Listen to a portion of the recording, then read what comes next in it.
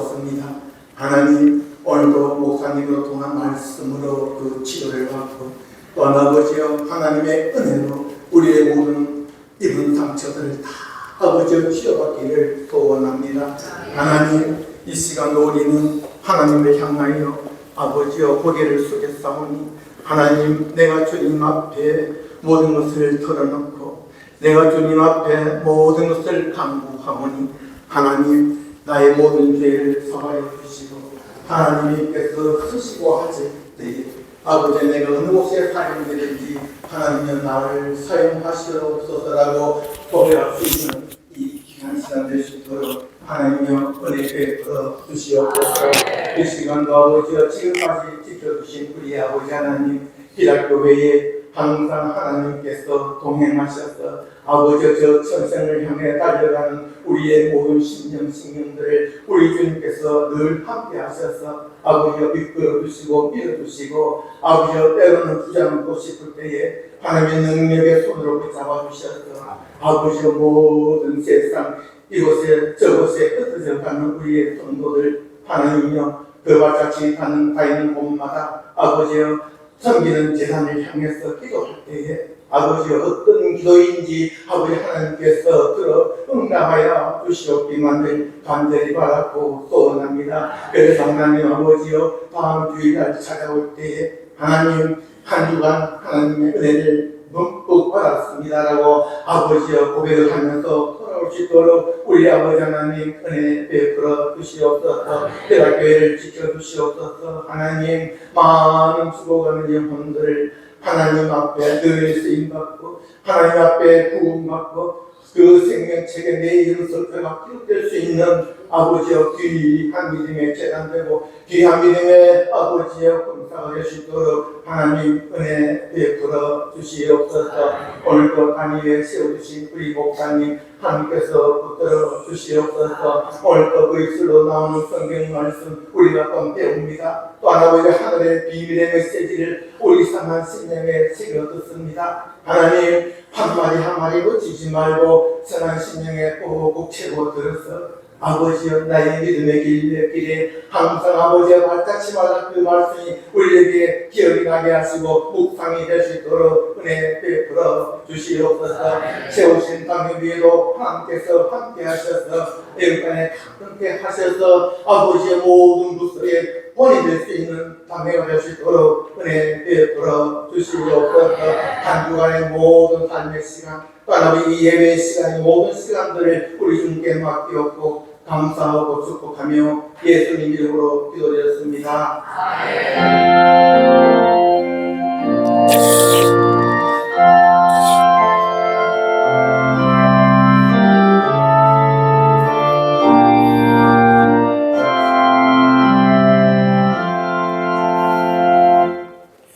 우리에게 주시는 하나님 말씀 잠언 1장 1절에서 5절까지입니다. 잠언 1장 1절부터 5절까지 말씀입니다. 자, 구약성경 910쪽입니다. 구약성경 910쪽 잠언 1장 1절부터 한 절씩 교독하겠습니다. 다윗의 아들 이스라엘 왕 솔로몬의 잠언이라.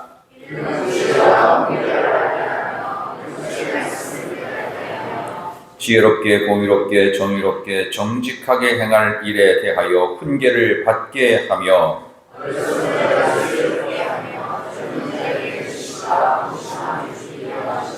함께 읽습니다. 지혜 있는 자는 듣고 학식이 더할 것이요 명철한 자는 지략을 얻을 것이라. 아멘. 이 시간에는 우리 복음 가족 나오셔서 특별 찬송해 주시겠습니다.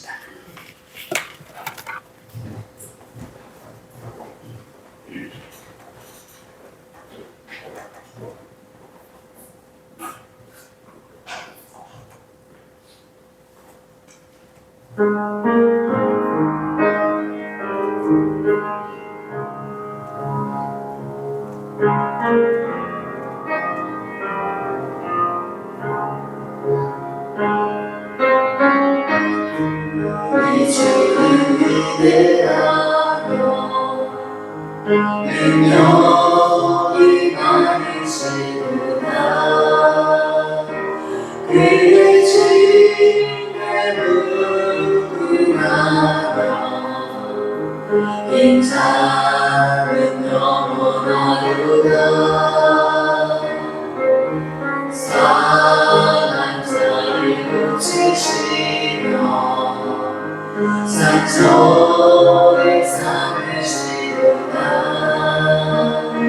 모든 수를 쓰시며 이름을 붙이셨도다. 그날을 하늘을 덮으시며 나를 위하여 준비하시니 예루살렘아 영원하리 찬송할지어다. 내 하나님을 감사함으로 그 앞에 나가며 주님제 앞에 경배해.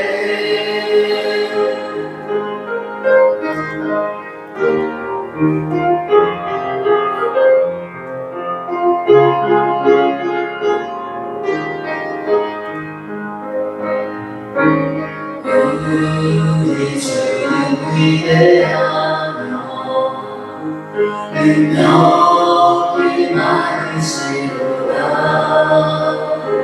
그의 주님의 무궁하며 인자는 영원하도다. 상한 자를 고치시며 상처를 삼으시도다. 너들의 수를 세시며 이름을 붙이셨도다. 그날으로 하늘을 덮으시며 나를 위하여 준비하시니 예루살렘아 영원하리 찬송할지어다. 내 하나님을 감사함으로 그 앞에 나가며 주님제 앞에 경배해.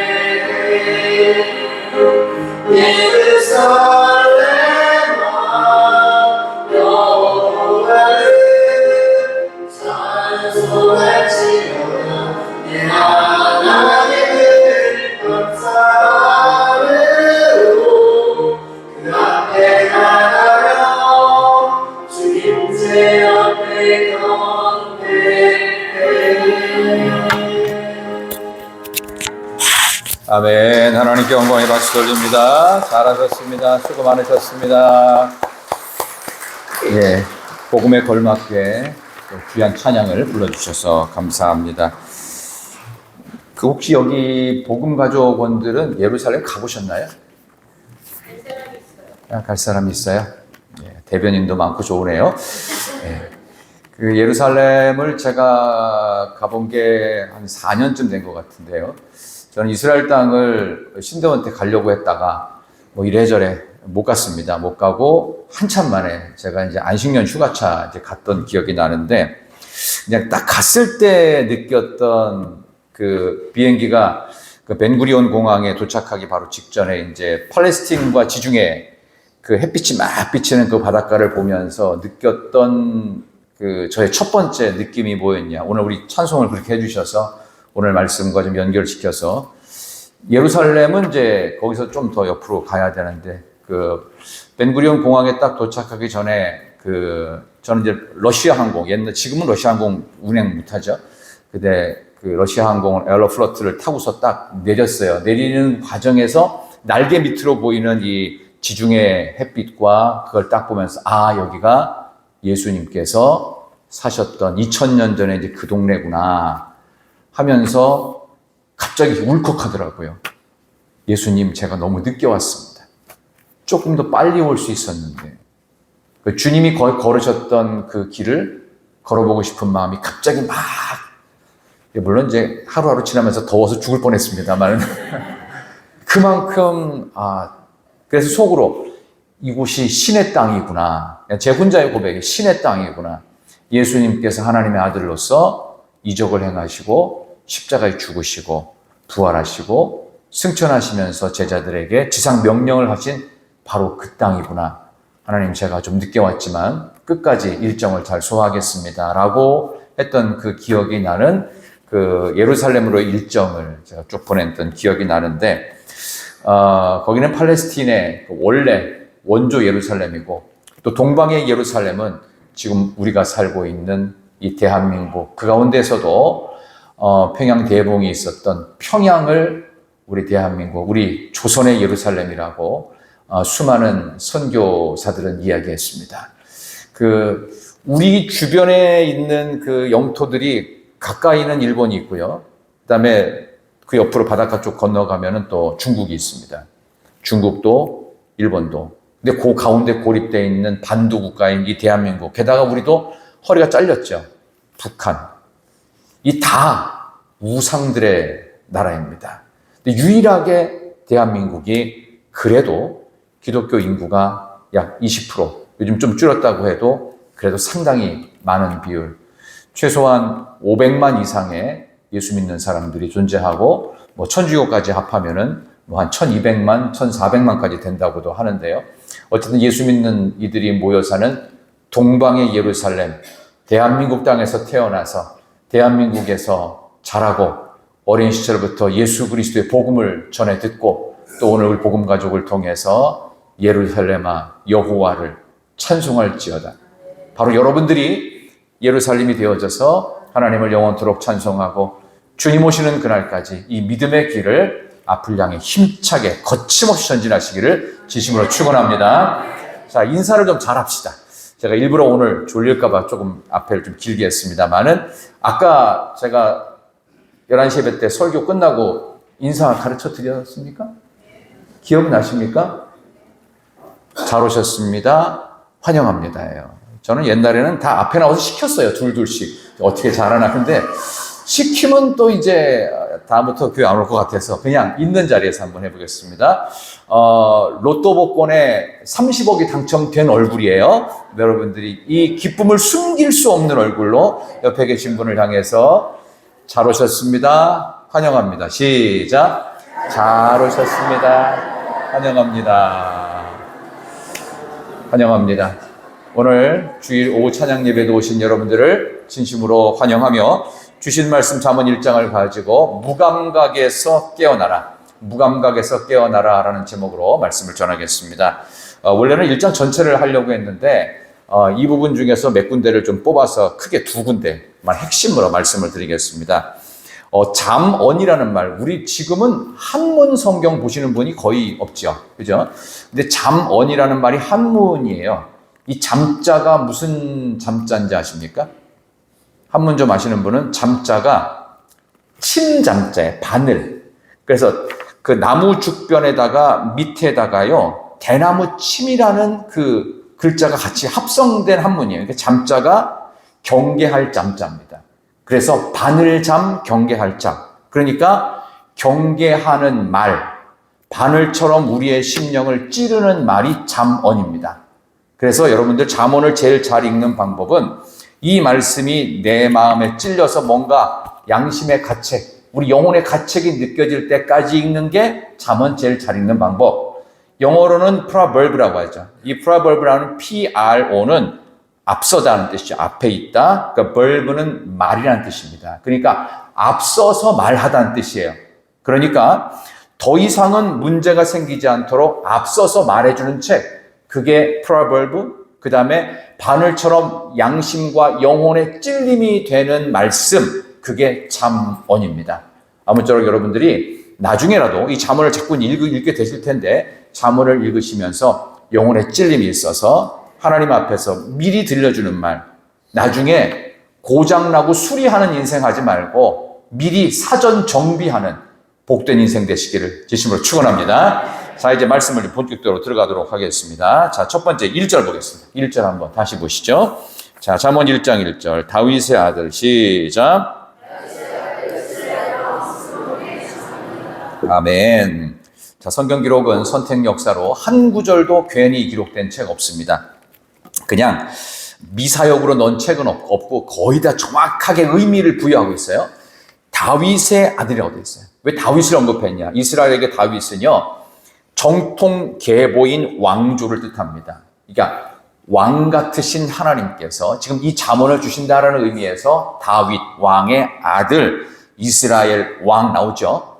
2번 강조한 거예요. 솔로몬의 잠언이라. 그런 점에서 이스라엘의 진짜 왕은 누구시냐? 다윗을 만드시고 솔로몬을 만드내신 하나님. 그 하나님을 왕으로 삼아서 왕의 권위로, 하나님이 만왕의 왕이신 권위로 이제부터 우리의 영혼에 찔리는 말, 사전에 수리 인생 말고 사후 수리 인생 말고 사전 정비 인생이 되도록 미리 주신 말씀, 그것을 이제 1장 1절에서 시작하겠다, 이런 전제를 깔고 구체적으로는 2절부터 들어갑니다. 자, 2절 다음 읽어보겠습니다. 2절 시작. 이는 지혜와 훈계를 알게 하며 명철의 말씀을 깨닫게 하며. 아멘. 잠언의 기록 목적은 딱 2가지입니다. 지혜, 훈계입니다. 이 지혜는 히브리어로 호크마 주석도 있는데요. 이 호크마라는 말은 판단력입니다. 판단력. 어떤 일을 처리할 때 판단이 빨라야 돼요. 그래야 일 처리 능력이 올라요. 이 판단력이 느리면 이게 일 처리를 빨리빨리 못해요. 그러면 돈을 벌 수 있어도 못 벌어요. 그래서 대개 보면은 지혜가 있다라고 하는 사람은 공부를 잘했다는 뜻이 아닙니다. 판단력이 빠르고 정확하다. 그래서 지혜라는 말이 원래 판단력, 호크마라는 뜻이 일 처리 능력. 그 다음에 훈계는 뭐냐? 성령이 하시는 건데, 훈계는 우리의 삶의 행동을 수정하시는 기능입니다. 판단력도 삶의 모든 것들을 수정하시는 지혜의 영이신 예수님, 그 다음에 성령님. 그래야 지혜와 훈계는 예수님과 성령님. 이렇게도 이해하시면 좀 쉽게 이해가 되실 수 있습니다. 자, 근데 이런 지혜와 훈계를 누구한테 주느냐? 자, 4절 보세요. 4절 한번 다 같이 4절 어리석은 자를 시작. 주기 위한 것이니. 아멘. 잠언의 말씀은 다 좋은 말씀인데 나중에 남질 않아요. 좋긴 좋은데 뭐가 핵심인지를 잘 몰라요. 그러니까 잠언이 그래서 되게 신비로운 책이면서 별로 안 남는 책이기도 해요. 다 지혜인데 이게 머릿속에 정리가 안 되니까 또 이런 시간을 통해 정리하면 좋겠죠. 여기 나오는 어리석은 자와 젊은 자는 같은 뜻입니다. 젊다라고 하는 것이 그렇게 지혜가 없을 수 있어요. 젊다라고 하는 것이 그렇게 총명하지 못할 수 있습니다. 왜냐하면 경험이 적기 때문입니다.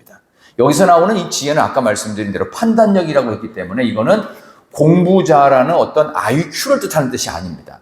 이건 하나님이 우리에게 주신 인생을 바라보는 넓은 마음. 그래서 일처리 능력이 빠르다는 것은 경험이 많은 분들이 일처리 능력이 빨라요. 교회에서 장로님들을 세운 이유도 뭐냐 하면은 어떤 일이 있을 때 영적 판단력으로 일처리가 잘 되도록 해야 됩니다. 그래서 장로님들을 세우는 거예요.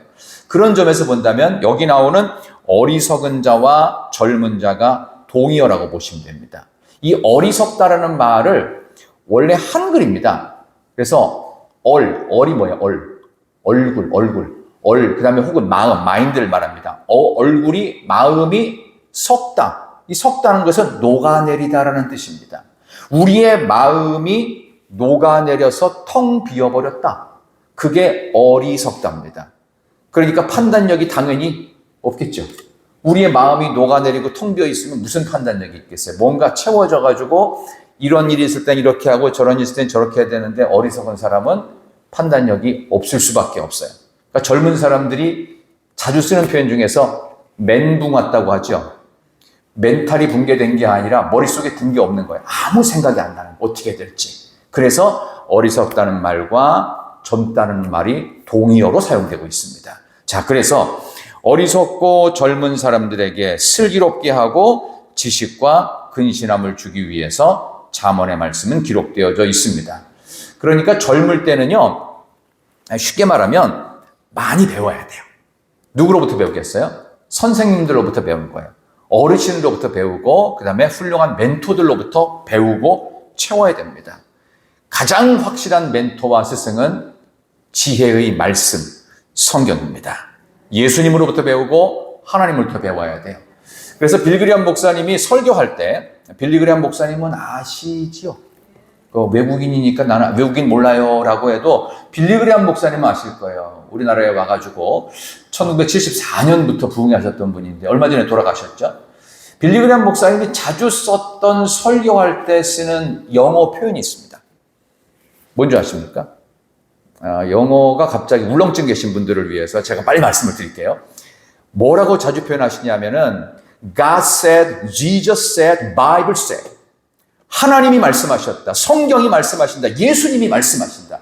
이 이야기를 반복해요. 그러니까 굉장히 설교가 단순합니다. 굉장히 단순한데 강력해요. 왜? 하나님의 말씀, 예수님의 말씀, 성경에 기록된 대로 이렇게 된다는 겁니다. 그래서 우리 젊은이들 혹은 나이가 좀 이렇게 들었어도 내가 아직 지혜가 부족하다 하면 하나님의 말씀, 예수님의 말씀, 성경의 말씀을 배우고 듣고 하는 일이 그 사람을 지혜롭게 하는데 최고다. 오늘 이 말씀을 첫 번째로 드리고 싶습니다. 오늘 첫 번째 메시지의 핵심은 7절에 있습니다. 한번 보겠습니다. 7절을 한번 넘어가셔서 여러분의 성경으로 자 잠언 1장 7절 여호와를 시작.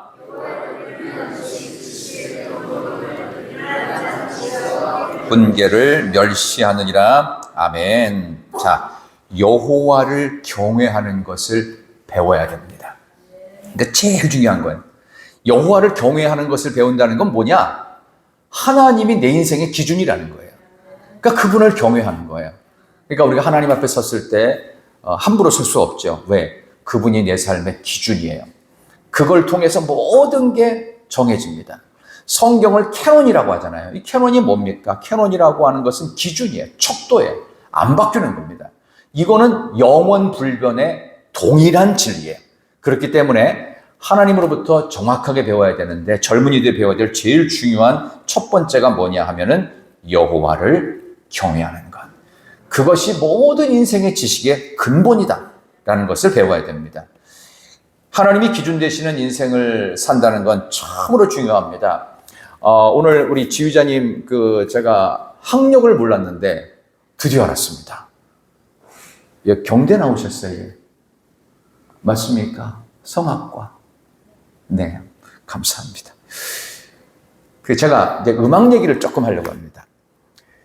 피아노가 100대가 있어요. 근데 이것도 만들어 놓고 나서 조율을 해야 될 거 아니에요. 그죠? 조율을 해야 되잖아요. 그러면 조율을 할 때 이 악기 만든 분들이 어떻게 조율하나 봤더니 제가 들은 얘기입니다. 피아노 회사에서 이렇게 납품받아서 하시는 분. 많은 피아노가 한꺼번에 막 쏟아진대요. 근데 조율을 어떻게 하느냐? 이거 조율하는 이렇게 동그랗게 이렇게 길쭉한 기계 있더라고요. 띵 하면 소리가 나는데 그거에다가 일일이 돌아가면서 100대를 다 못 맞춘대요. 한 대만 정확하게 조율을 해가지고 조여서 뒤쪽에 있는 거 나사 풀어서 딱 맞춰놓는대요. 그럼 맞춰놓은 그 한 대 갖고 나머지 99대의 피아노를 다 맞추는 거예요. 똑같이. 가져가서 왜냐하면 이게 진동수라든가 음파수가 어떤 때는 자꾸 달라지고 그래가지고 변하니까 한 대만 정확히 맞춰놓고 다 똑같이 거기에 이 기준의 소리에 맞춰서 다 조율을 한답니다. 여러분의 인생은 뭘로 조율되어야 될까요? 예수님으로 조율되어야 돼요. 그것도 어떤 예수님? 내가 믿어왔던 예수님이 아니라 성경 속 예수님이에요. 그래서 성경을 믿는 겁니다. 어떻게 믿어요? 100% 믿어야 돼요. 내가 좋아하는 말씀만 믿고 어떤 때는 이건 난 필요 없어. 이거 부담스러워. 이거 안 해. 이건 내가 못 지켜. 이게 어떻게 지켜? 하면서 그러지 말고 있는 그대로 100% 성경 전체가 내 삶의 기준으로 들어올 때 여호와를 경외하게 되고 여호와를 경외하는 것이 내 인생의 지식의 근본임을 깨닫는 여러분 되시기를 진심으로 소망합니다. 그래서 이렇게 여호와께서 우리 인생의 기준이 되시면 기도할 때도 굉장히 수준 높은 기도가 됩니다. 처음에는 애처럼 이거 주세요 저거 주세요 막 떼쓰는 기도를 하다가 나중에 어떻게 기도를 하게 되냐면 예수님처럼 기도하고 다윗처럼 기도합니다. 다윗의 기도의 특징이 어디에 잘 드러나느냐? 시편 말씀에 보면은 다윗이 하나님을 향해서 막 나쁜 놈들 죽여주시고 해가지고 굉장히 좀 격렬한 기도를 합니다. 그리고 하나님을 향해서 막 원망을 막 쏟아냅니다. 근데 다윗이 했던 모든 시편의 기도의 끝부분 전부 다 거의 똑같아요. 하나님을 향한 감사, 찬양, 영광 돌림으로 끝납니다. 왜 그럴까요? 기도는 이렇게 한다는 뜻입니다. 하나님을 향해서 여러분의 환경에 따라서 나는 뭐도 힘들고 뭐도 불평스럽고 뭐도 안 풀리고 그래서 하나님 미치겠어요. 죽을 것 같아요. 차라리 날 죽이시든지 뭐 이런 아주 적나라한 기도를 다 해요. 근데 마지막에 그 기도가 나이스해집니다.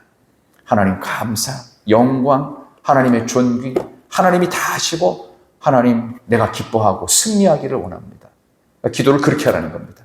그래서 기도를 잘하려면은 하나님이 주셨던 이 말씀 속에 신앙의 선배들이 어떻게 기도했는지 성경 속으로 들어가서 여러분들이 기도 생활도 어떤 것보다 어리석은 잘 모르는 젊은이와 같은 기도가 아니라 성숙한 기도로 신앙의 선배들을 잘 닮아서 하나님의 기준되는 복된 인생 이번 한 주도 승리하며 살기를 진심으로 소망합니다. 자, 우리 옆에 계신 분들에게 한번 인사하도록 하겠습니다. 하나님을 기준 삼아 이번 한 주 승리합시다. 인사하세요. 하나님을 기준 삼아 이번 한 주도 승리합시다. 자, 그러면 제가 이제 적용을 한번 해보겠습니다. 자, 그러면 말은 그렇게 했는데 과연 그런지. 자, 회사를 갔습니다. 그런데 부하 직원이 있고요. 나는 그보다 약간 직급이 높아요. 내가 약간 상사예요. 그 부하 직원이 이번에 아이가 좋은 대학교를 갔대요. 근데 우리 애는 이번에 떨어졌어요. 그러니까 말을 안 하죠. 떨어졌다는 얘기는. 근데 와가지고 어머 과장님, 부장님 저희 아이가 이번에요 좋은 대학교 갔어요. 그러면 여러분들이 상사인데 우리 애는 떨어졌단 말이에요. 막냉이는. 그럼 어떻게 말을 해야 돼요? 잘 됐네. 요따구로 하시면 안 되는 거예요. 어떻게 해야 됩니까? 기도했고 하나님이 내 인생의 기준이라면 너무 잘 됐다. 너무 잘 됐다. 마음은 쓰려도 그렇게 하시라고. 남 잘 되는 꼴 못 본다는 예수 믿는 이상한 사람이 아니고 예수는 믿는데 이상한 걸 믿는 예수 믿는 사람 말고 진심으로 축하해줘요. 진심으로. 그리고 하나님 속으로도 하나님 우리 애는 이번에 좀 어려워졌는데 하나님이 인생의 긴 시간 중에 더 좋은 결과 우리 애한테 주세요. 좀 속은 쓰려도 그렇게 말을 하셔야 된다는 거예요. 그래서 여러분들 옆에 계신 분에게 기왕 여기까지 왔으니 일단 한번 얘기를 해보시면 좋겠어요. 당신 자녀가 우리 애보다 10배는 잘 될 줄 믿습니다. 시작. 당신 자녀가 우리 애보다 10배는 잘 될 줄 믿습니다. 배가 살살 아프지요. 그러실 필요 없어요. 왜? 잘 되게 하시는 분은 하나님이십니다. 하나님이 알아서 다 해주셔서 또 젊을 때 그런 고백하잖아요. 학창 시절에는 공부를 지질하게 못했는데 나중에 결혼하고 애 낳고 한 거 보니까 나보다 훨씬 잘된 친구가 있어요, 없어요? 있어요. 분명히 나보다 공부를 못했거든요. 걔는 바닥이었는데 걔가 도대체 뭘 할까 싶은데 결혼도 잘했고 애도 어떻게 잘된 그런 경우 있긴 있죠, 그죠? 그런 것처럼 인생을 주관하시는 분은 우리의 인생의 기준이신. 그러니까 우리가 어리석게 애처럼 젊은이처럼 너무 이렇게 무지하게 살면 안 된다 이거예요. 그래서 오늘 이 얘기 들으면서 마음에 찔리라고요. 잠언. 침 같은 말씀. 그리고 프로벌브예요. 정비 인생이 되시라는 것. 차라리 미리 사전에 정비. 내가 앞으로 일주일 살 때 이렇게 잠언의 말씀으로 살아야 되겠구나. 아멘이죠? 예, 연이어지는 두 번째 말씀이 젊은이들에게 계속 주시는 말씀이 큰데 젊은이라는 말은 아까 나이가 어리다는 말보다는 어리석다 이런 의미로 자 우리 8절에서부터 19절까지 한번 볼 텐데요. 자 오늘 본문 말씀 한번 다시 한번 읽겠습니다. 자 8절 9절 보겠습니다. 8절과 9절 자 8절부터 내 아들아 시작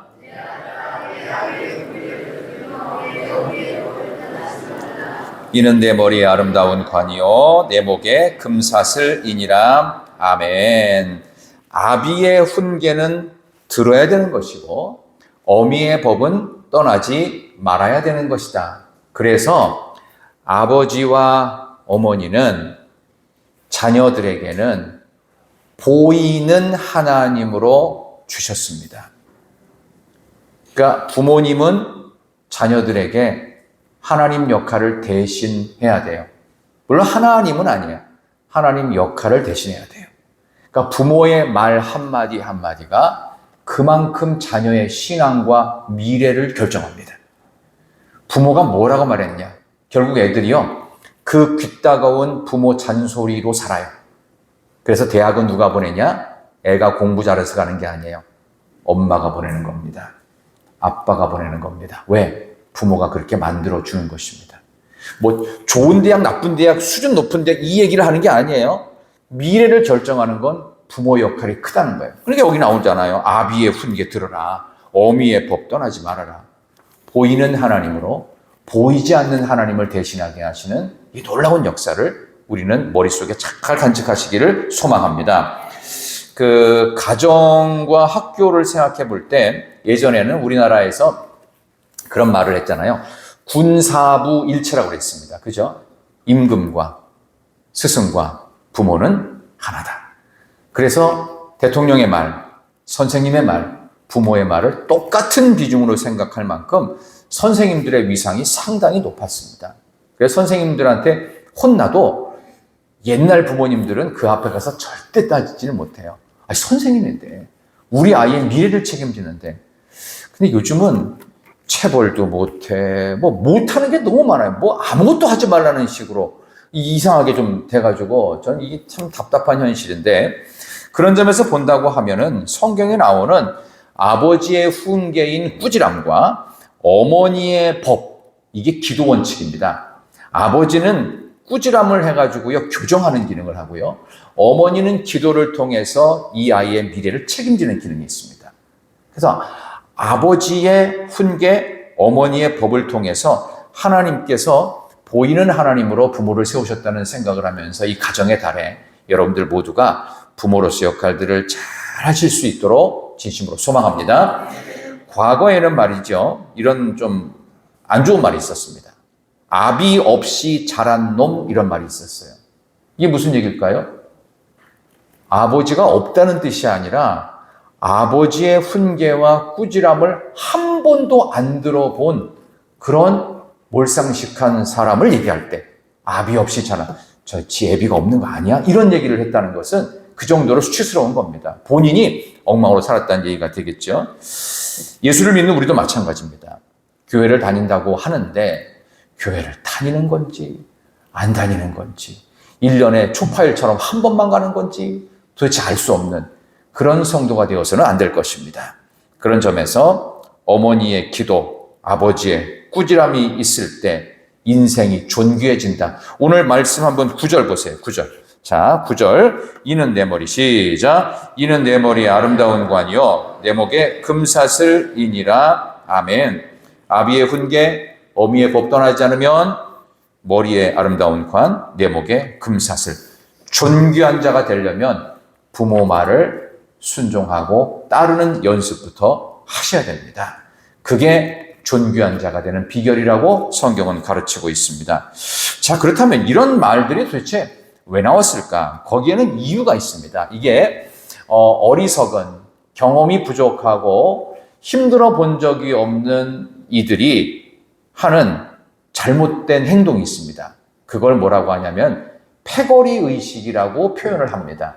오늘 10절에서부터 15절이 아주 구체적으로 젊은이들, 지혜가 없는 사람들, 어리석은 사람들에 대한 경고를 하는 거예요. 자, 10절부터 볼까요? 10절부터 15절까지. 내 아들아, 시작.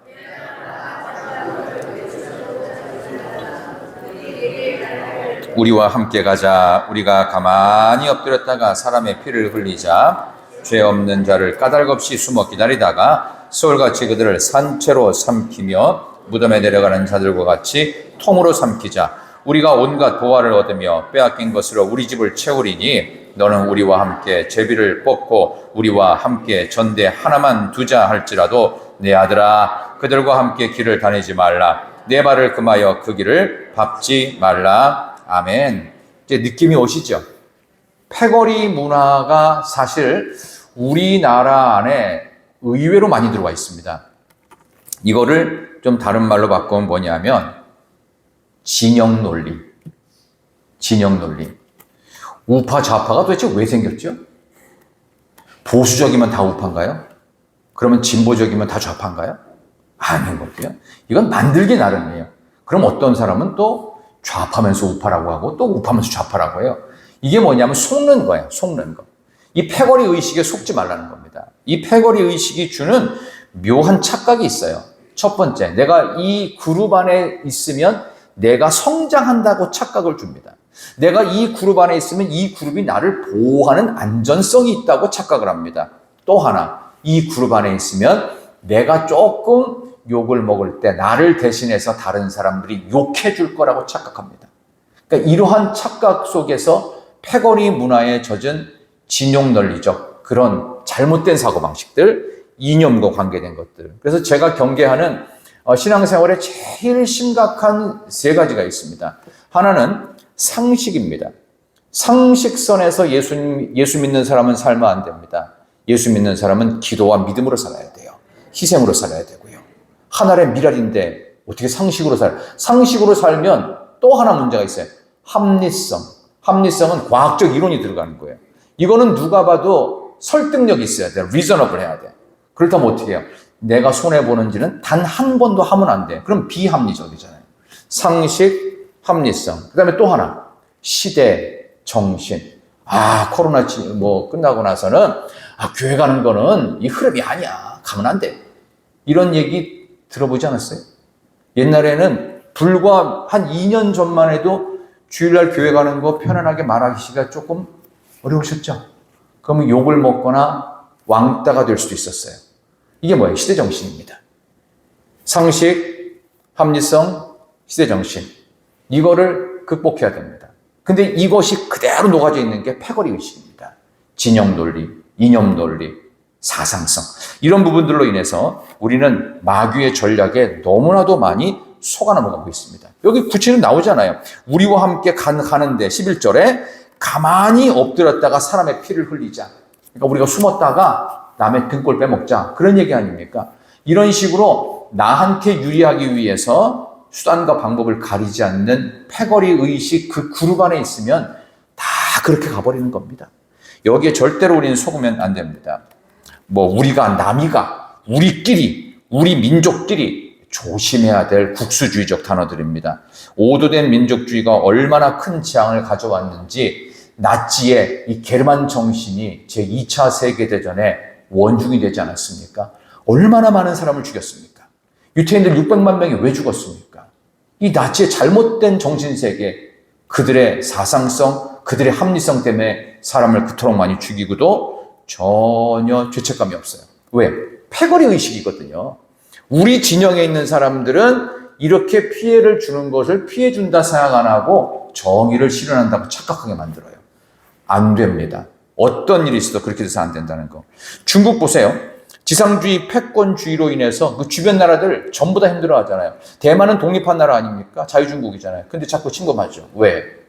중국 본인들이 생각하는 이 국수주의가 맞다는 거예요. 패권주의가 맞다는 거예요. 근데 남의 나라를 함부로 막 공격합니다. 대한민국 사실 더 겸손할 필요가 있다고 생각하는데요. 무슨 K-팝부터 시작해서 K-한류 열풍이 불어서 대한민국이 최고다. 지금 미국 시장에 한국 음식점들 많이 진출되고 인기가 많다고 하잖아요. 야, 우리나라 대한민국 대단한 나라는 맞아요. 그러나 대단한 나라라는 자부심과 교만은 틀린 겁니다. 겸손해야 됩니다. 국가가 겸손해야 되고 인격도 겸손함을 보여야 됩니다. 만약 우리나라가 최고라고 한다면 최고에 걸맞는 인격적 수준도 최고가 되어야 되는데 인격적인 면에서 최고인가? 그렇지 않죠? 운전하시는 분들은 아마 느끼실 겁니다. 운전하고 가는데 나는 정속을 유지하는데 뒤에서 쌍라이트를 번쩍번쩍 하면서 빵빵 하면 어떤 느낌이 들죠? 아유, 얼마나 바쁘면 저러실까. 이렇게 하면서 저 사람도 예수 믿어야 되는데 라고 생각하세요? 벌써 일단 우리는 붙어야 돼요. 근데 딱 봤는데 차에서 내려! 했는데 몸집이 커요. 그러면 내가 바쁘니까 그냥 가는 줄 알아 하면서 도망가기도 하고 뭐. 이게 뭐냐 하면 이게 우리가 아직 성숙하지 못한 모습. 새벽에 이렇게 차를 갖고 새벽 기도회를 오는데 내일도 한 50명쯤 올 거라고 저는 생각을 하는데 근데 분명히 아무도 없단 말이죠. 한적한 동네입니다. 다니질 않아요. 4시 한 45분쯤 나왔는데 5시까지 와야 되잖아요. 났는데 신호가 파란불인데 빨간불인데 가면 안 되잖아요 원래. 근데 가도 아무 CCTV도 없고 가도 되죠. 가도 슬슬슬 상관없겠다. 보이지 않을 때도 이런 부분에서 신앙 인격이 유지되어야 할 줄 믿습니다. 그때마다 여러분들 혹시라도 그런 작은 것들을 어기고 그냥 편하게 하고 싶을 때 나는 자랑스러운 희락교회 교인이다. 내가 희락교회를 대표하는 사람이다. 그렇게 하면 그런 것들도 잘 지키게 될 것입니다. 여러분은 이 대한민국의 마지막 남은 예수 믿는 사람, 여러분 이 대구를 위해서 마지막 남는 신앙의 양심, 저는 이 경북 지역을 위해서 우리 교회가 마지막 남는 신앙의 보로와 같은 교회가 되기를 진심으로 축원합니다. 세상의 패거리 의식과 상식과 합리성과 시대정신에 점철되어져서 우리의 신앙의 본질을 까먹는 그런 어리석은 아직도 경험이 부족한 철안든 젊은 아이의 모습이 되지 않기를 진심으로 축원합니다. 계속되어지는 말씀 중에서 유럽의 최고의 지성이 어느 나라인 줄 아세요? 유럽 대륙에 가장 똑똑한 지성들이 몰려있는 나라, 유럽 역사는 동일하게 기록합니다. 그거는 독일이었습니다. 유럽 최고의 지성인 독일이 배출했던 제2차 세계대전의 인물이 있습니다. 히틀러입니다. 히틀러가 최고의 지성인가요? 머리는 좋았어요. 근데 사람을 죽이는 악마 같은 짓을 했습니다. 참으로 이런 걸 본다고 하면 머리의 똑똑함이 그리 인생을 살리지 못하더라. 이 독일의 아리안주의가 갖고 있는 폐해가 엄청났습니다. 일본의 군국주의도 역시 그러했고 러시아를 침공하고 청나라를 침공하고 가장 가까운 우리 조선을 침공해서 얼마나 오랜 시간 동안 수탈을 했는지 여러분 아시죠? 그게 바로 패거리 의식입니다. 우리가 때를 지어서 우리의 목적을 위해서 남들이 어떻든 이 무리 안에 들어와 있는 사람들만 보호해주자. 이런 식으로 해서 잘못된 패거리 의식이 지혜 없는 자의 어리석음으로 방조되지 않도록 우리는 그런 부분에서 영적인 시각이 필요할 줄 믿습니다. 사실 우리나라는 단 한 번도 외국을 침략해 본 적이 없다고 하죠. 없어요. 근데 왜 없는 줄 아세요? 힘이 없어서 못한 거예요. 힘이 있었으면 하고도 남았죠. 근데 하나님께서 다행히 힘이 없게 하셨어요. 조그만 나라, 힘없는 나라, 그리고 수탈당한 억울함이 많은 나라. 근데 그것이 오히려 전화위복이 돼서 전 세계에서 2번째로 선교사를 많이 보내는 나라, 미국 다음에 대한민국입니다. 우리는 많이 당했지만 오히려 그것을 선한 것으로 바꾸는 나라. 오히려 힘이 없어서 외세를 침공하거나 점령하거나 정복한 적은 없지만 오히려 그로 인해서 복음을 통해서 전 세계를 정복하는 위대한 대한민국, 선교 한국을 하나님이 만드신 줄 믿습니다. 그런 점에서 우리 교회도 선교적인 책임을 감당하겠다는 마음으로 내가 서 있는 내 삶의 모든 자리는 선교지다. 나는 선교사로 내 직장에 파송받았고 나는 선교사로서 우리 가정에 파송받았다. 우리 동네에 내가 선교사로 파송받았다. 우리 그런 의식을 갖고 어리석은 철없는 그런 패거의 의식을 다 벗어나고 하나님께서 하나님을 경외하는 것이야말로 우리 인생의 최고의 지식의 근본임을 깨달아 하나님과 함께 이번 한 주간도 승리하는 여러분 되시기를 진심으로 소망합니다. 안중근 의사가 견리사의라는 표현을 썼습니다. 이익이 보이면 의를 생각하라. 이익이 보이면 의리를 생각하라. 이익 따라가면 눈이 어두워집니다. 결코 가지 말란 뜻이죠. 우리 19절 말씀 한 마지막으로 보겠습니다. 19절 자, 다 같이 이익을 탐하는 자 19절 시작. 자기의 생명을 잃게 하느니라. 아멘. 분명히 나오죠. 이익을 탐하면, 내 이득 챙기기 바쁘면 반드시 자기 생명이 사라지게 되는 비극을 맞습니다. 저의 주장이 아니라 성경의 기록 그대로입니다. 오늘도 여러분들이 이 말씀을 들으시면서 얼마나 마음에 찔리셨는지요. 마음에 찔렸다면 잠언을 잘 읽으신 겁니다.